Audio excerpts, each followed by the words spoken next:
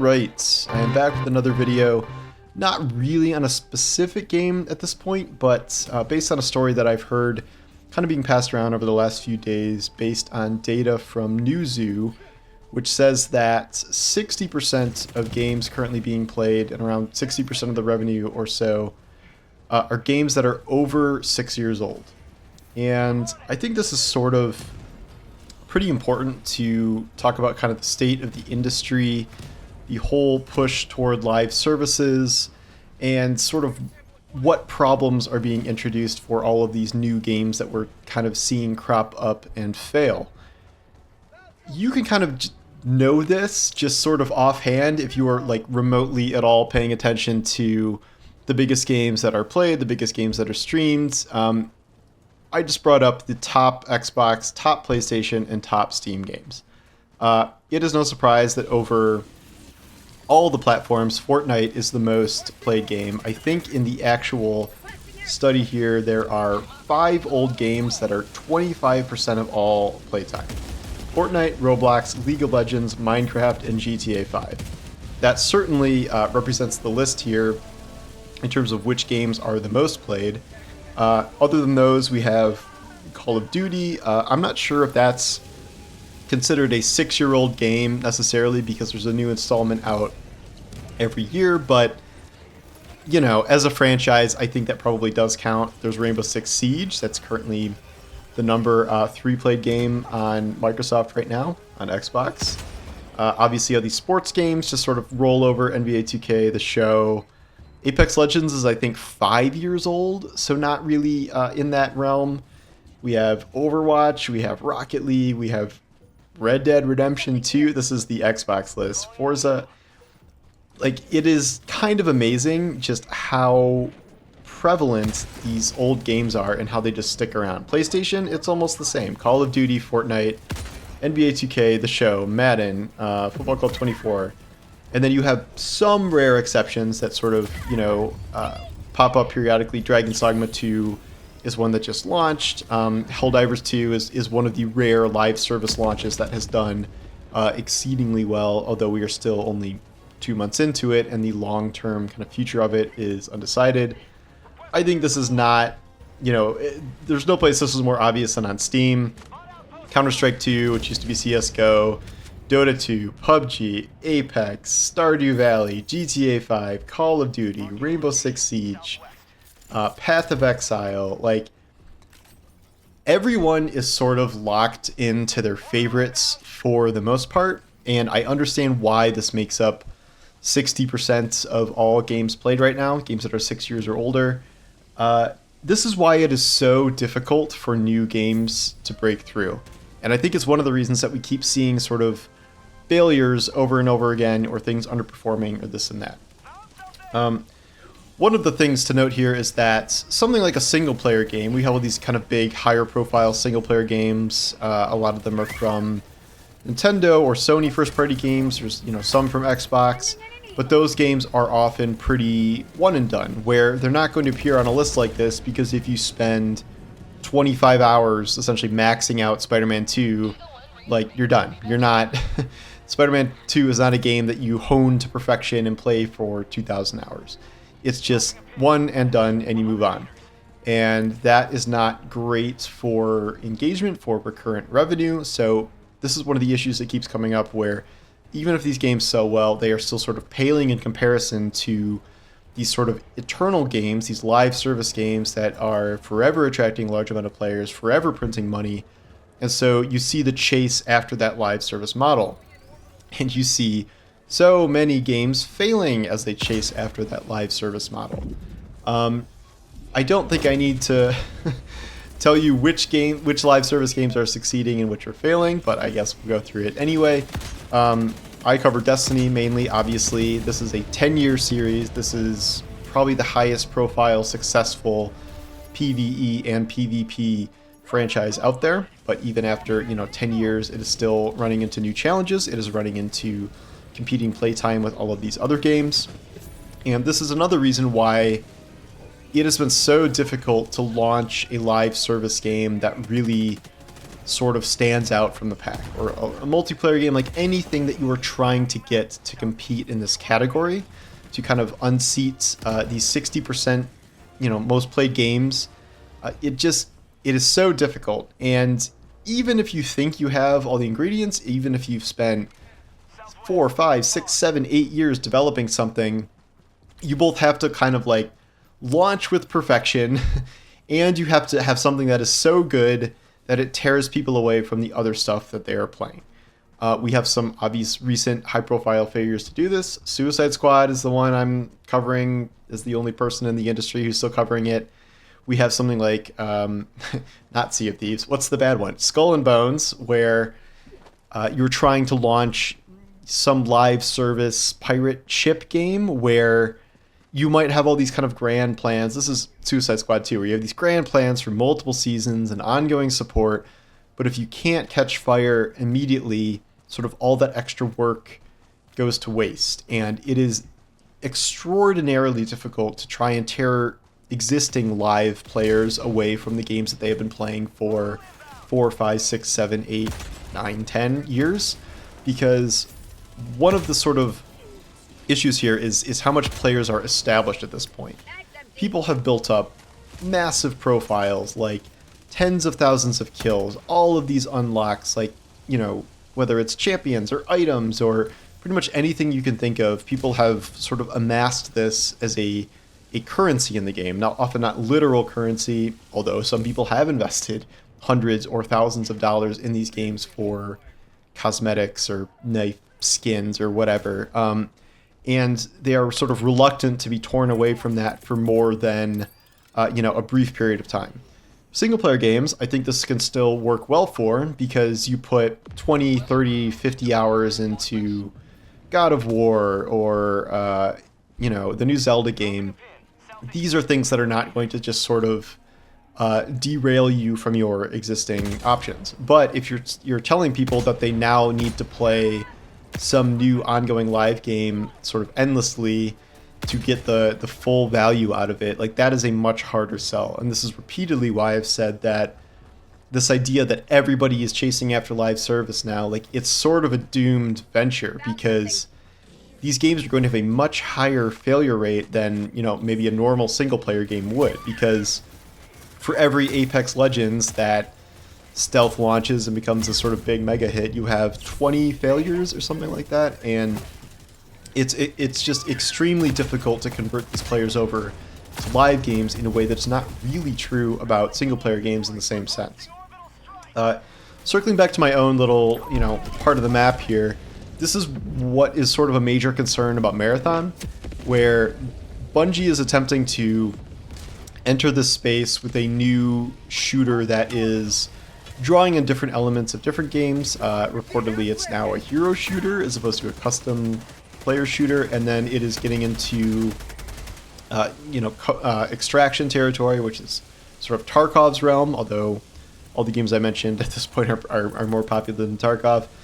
And it is asking players to commit to the series. It is asking players to not just play live seasons, but to get really good, to invest time in, and it's a bigger risk, I would argue, than just putting all your resources into a Destiny 3, where Destiny is a decade-long franchise that has an existing player base that would be at least easier to carry over than it would be, something else in that realm. I don't necessarily know what the future holds for Marathon. I am more than a little bit concerned about its fate given this competitive market, this competitive landscape. I think it is tough to gamble not the entire future, but a good chunk of the future on a game like this, where we just simply don't know how it can arrive in this market and make as much of an impact as it needs to essentially save the entire studio. We've seen other companies do this. We have Riot that made Valorant as going alongside League of Legends. Valorant is popular. It is not nearly as popular as League of Legends. So even that as an example, and Riot with 4 times the amount of employees as Bungie, it's a tough prospect. And I get why these companies are pursuing this, because even if you can strike gold on one of these games, you can kind of print money forever. But the idea here kind of necessitates the failure of so many others, and you don't really know what's going to succeed and what's going to fail until they're live.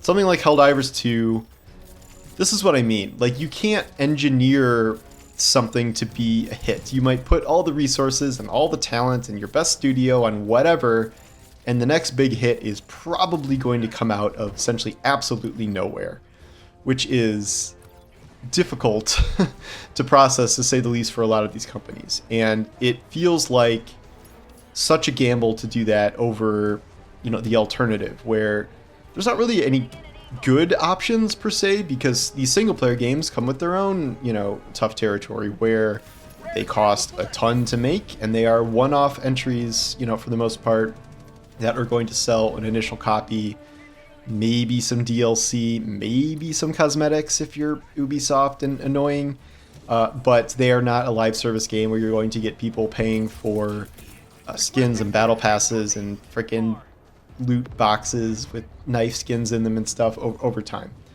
And I think the industry is sort of desperate to find some sort of manufacturing path that will print money in this way consistently, but all we have seen so far is kind of one of these games succeeding for every 10 that fails or gets ignored. Like, even games that I would consider kind of promising, the Finals is one that comes to mind, where I saw that and it felt like something kind of new and different, and it felt like it had like a lot of the elements to succeed, and yet it's just sort of become not really a factor in the industry. And it's like, even if you're doing things well, it's not enough to do them well. You need to do them extraordinarily well in order to make an impact. And we so rarely see that now. We have seen that with Helldivers 2 and ... Like, it's hard to figure out other examples of when this happens, because it does not happen on a very consistent basis, which is a lot of the problem. And I don't blame players for sticking with the games they know.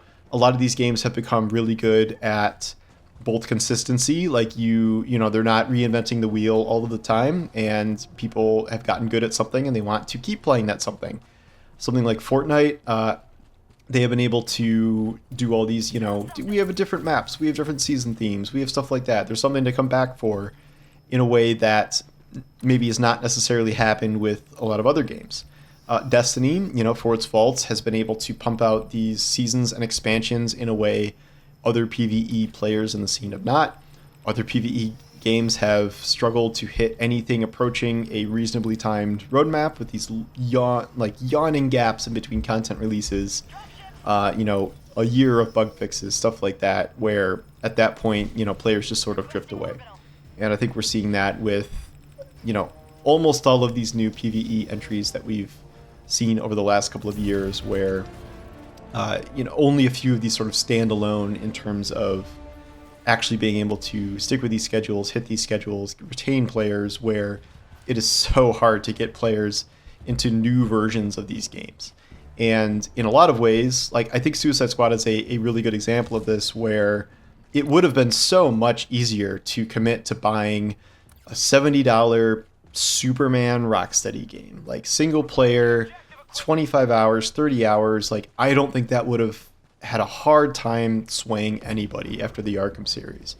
But to tell people that instead they have to buy a $70 Suicide Squad game, half the story is going to be doled out over 4, 8, 12 seasons, and the entire concept of the game is sort of based around the idea that they needed it to be a live looter because everybody has guns. It doesn't really even have a chance in this current market. Like, Suicide Squad does a lot of things wrong, but it does some things right, but that is not remotely enough to sort of convince people to play it on a massive scale. I think Skull and Bones is honestly probably doing even worse. And it just seems the further we go down this path, the more games like this are failing and failing, and then every so often you get this like bright beam of light that's something like Helldivers 2. Again, we'll see how that does in the long term, but they seem to have gotten it down above and beyond a lot of other games. It's a tough market. There's no clear answer here, because you're kind of fucked either way.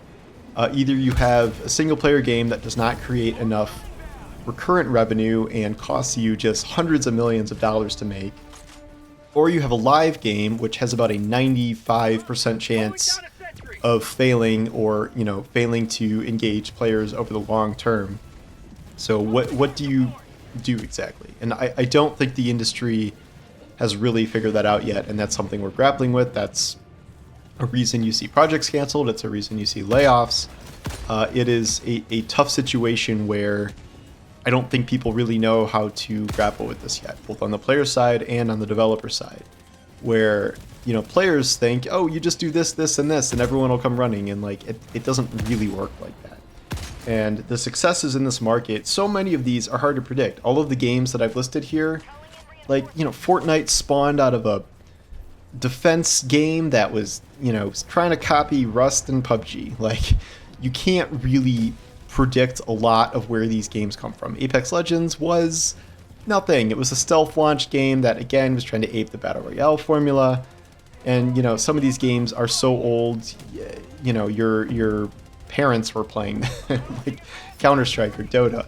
And it's so hard to replicate that model or that level of success, no matter how much money you throw at it. So we're seeing these high-profile games with hundreds of millions of dollars, with close to a decade of development and restarting the project and figuring it out, and they're still not working in the end. So it's hard. I don't know what the answer is. I am concerned about companies like Bungie that are putting so many eggs behind one basket of like, this is going to be a game that launches really well, that makes an impact, that is not ignored after 2 months and sticks around.